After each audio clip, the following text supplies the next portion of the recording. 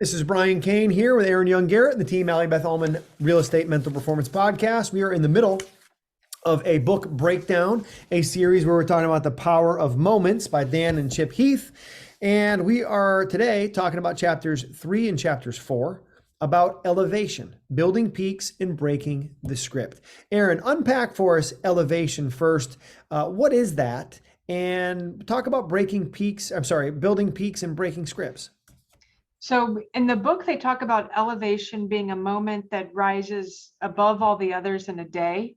So, if you're just reflecting on the day, sort of what was the high point in that day, the thing that stands out.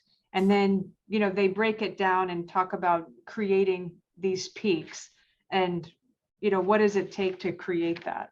Or, they call the peaks the elevation.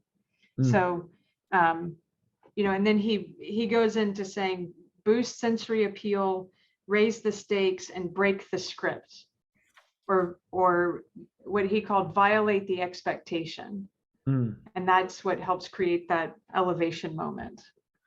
Yeah, breaking the norm, right? It's funny, as I was reading this, I go, I kind of do this as a speaker, right? As I'm preparing here in a hotel in Marymount, Ohio, to go speak tomorrow to about 500 student athletes. And anytime I'm designing a talk, I think about 3 steps. Number 1, break preoccupation. They think you're going to walk on stage. Thank you for having me here, blah, blah, blah. And there is no introduction. I kill the lights in the room. I play a video with really loud music that's like I'm a WWE wrestler come walking in.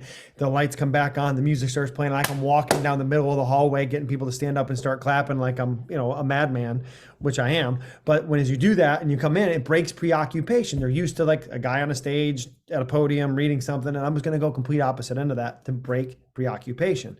Second thing I do is you frame what you talk about. Third step is you step into it. You start going. So it's break preoccupation. What are we going to talk about? 10 pillars. Let's go. Here's pillar 1. And you get right to it. So it's different than the norm.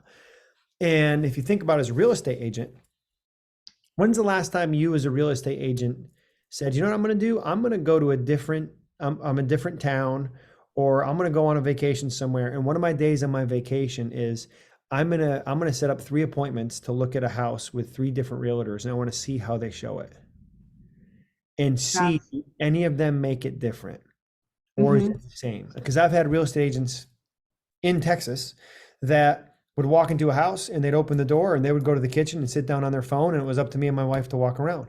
Right. And then I had other real estate agents who would come in and they would start pointing out all the things that were negative in the house. And I had another one that would come in and make every house seem like it was the best house, right? So there's like 3 different approaches.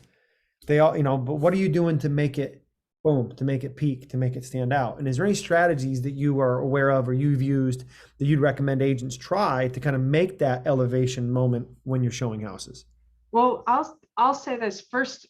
I for any real estate agent listening, I strongly suggest it, because if you go out of town, even if you're in a different country and go tour a property, in our business, that becomes a tax write-off, your whole vacation. So I was told that by a CPA many years ago. So I happen to go visit homes on, every time I travel to help with that tax benefit. Great idea. And it's very fascinating, that people that are in California show a house very differently. Now, you do run into the standard, they go and sit down or ignore you, or some don't even show up, to let you in the house. I mean, that's happened too. But it's the ones that create a story out of the house. And a lot of times what I find are the agents that are saying, this is where they had, the 4th grade, baseball team party, or, where they were able to play baseball over here. And, the second base was in the pool. So you ran to first, jumped, swam to second, swam to third, got out and ran home, and talked about, how the family that lived there was using the property. And it was, and that had never crossed my mind, but I remember when someone did that and I thought, man, I would buy this house right now if I were actually looking, because they just made it sound like so much fun, but they, the agents that can relate what's there to what might be for the next family, I felt like was really, was really unique. Yeah, it was it's interesting too when if you go to pages 56 to like 59, right? They talk Hmm. about with customer feedback, and you can eliminate the negatives or you can elevate the positives, right? So they looked at feedback for customer service, customer experience, and it was on a 1 to 7 scale. And the companies that, when they got the feedback, went to work to try to eliminate the ones, twos, and threes were less profitable long term than the companies that just looked at the 4, 5, and 6s and said, how do we make these a 7? Right. So what Hmm. they're saying is, they're saying you're going to be 80% more successful if you can elevate your B's, your 4, 5, and 6 to a 7. And um the concept was like, to bring that into real estate, I started to think about, well, how, so when you walk in and you listen to people talk about, like, what's the thing that sticks out to them the most? They're telling you their 4, 5, and 6s that they want to make a 7. Right. So if Hmm. someone comes in and they really like the pool, or in my case, it's like, show me the office, show me the home gym, the rest of the house I can deal with, like in that case, now I guess I started to grill. So show me the outdoor kitchen. But with those three things, like that's what I want to look for. Right. So like Right. go in and paint that picture of what it is the person is really looking for, and how that can be something that is an uber positive, Right. even though some And of that stuff might not be as good. and maybe if you walk into that gym and they're sitting there saying, hey, this mirror and Peloton, I think it's called the mirror, right? That is one of Yeah. those workout. Yeah, like this mirror and this Peloton go with your gym, or this outdoor living area is staying. This whole grill and all these elements, the screened in porch, the fans, the heaters, this is all staying. Oh, by the way, and this is where you'll get to see all your clients play baseball at night out here on the screen. Mm. And they start putting you in that situation. Yeah. Then something else that was really cool was coming to think about like peaks, is you talk about building peaks, Hmm. is identifying for yourself what, in the example they shared was a guy who was diagnosed with cancer, and he stepped down from his position. He had maybe a little more than a month to live. And they started to define and execute perfect days. Hmm. And as an agent, I think even just asking one of your clients as you're in your car, hey, well, tell me about what your perfect day would be like. If you could wave a magic wand and make a perfect day, what would it be like? And they talk about sitting by the fire. They talk about going fishing. They talk about going for a hike, playing golf. Like, they're telling you what their perfect day is. And if you can find a house that matches up closely with what that perfect day is to allow them to make that perfect day part of every day, probably going to sell that house. Hmm. And it was, I can relate to that because my dad had terminal cancer. And so I was able to spend just about every day of the last 4 years of his life together. And at first, when he first passed, I was constantly saying, like, I wish I had more memories of all the fun trips we took together. But all the memories, and still to this day, that come to mind are every day going over to the house that I grew up in where my parents lived and sitting out in the backyard, listening to the pool and just sitting back there. We had a baseball, as you know, my family's a big baseball family. So we had baseball games on out there, and we had dinner, and that's what we did every night. And it was perfect. I mean, it was, when I think back, oh, if I had another moment with my dad, what would I take? I would take sitting in the backyard watching baseball and just eating dinner out by the pool a Yeah. million times over. And that's in it is in it's those what you think are just such routine moments, that are more memorable than you think they are. More, I would say, more influential. Yeah. Yeah, and it's just the power of those little moments too. Like the two examples Right. shared in there that were eye-opening to me was the person who was at the Ritz-Carlton and they flew back home and their son had left their little giraffe, Joshy, at the Ritz-Carlton. So the dad goes in and the kid's in hysterics at home. He can't find Joshy, and the dad says, "Hey, he's on an extended vacation. He's just staying at the Ritz-Carlton. He's going to be home in 2 or 3 days. He's just having an extended time. Like, you should allow him to go recover too." And then he calls Ritz Carlton. He's like, "Hey, if you guys found my little kid's giraffe, if not, he's just gonna go buy another one." And they call him back like within an hour. We found the giraffe. He's on an extended vacation. We're sending him back with a gift.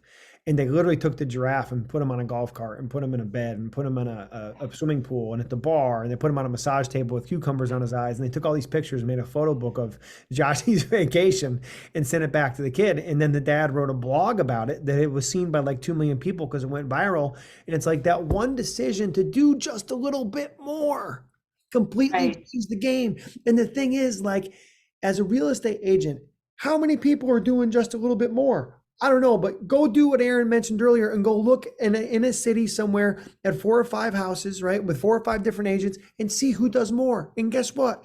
90% of them will do exactly the same thing. Mm-hmm.